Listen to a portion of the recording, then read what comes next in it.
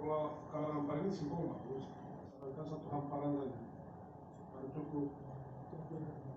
Bisa padi di sana, jagung bisa. Satu kita berikan alternatif, jangan banyak-banyak. Lokasi ya, tidak masalah. Jadi dekat dengan pelabuhan, dekat dengan ini pun kita perhitungkan. Rencana Bapak Menteri Pertahanan untuk melaksanakan program ketahanan pangan. Program ini langsung bersumber dari Bapak Presiden.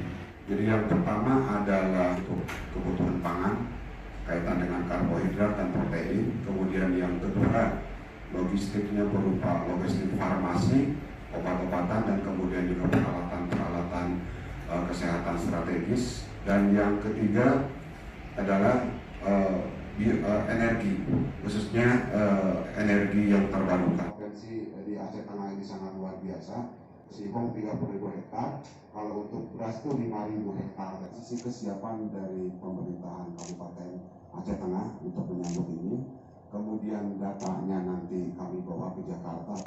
Jadi rencana ke depan itu termasuk pabriknya dibuat di situ juga. Untuk tenaga kerjanya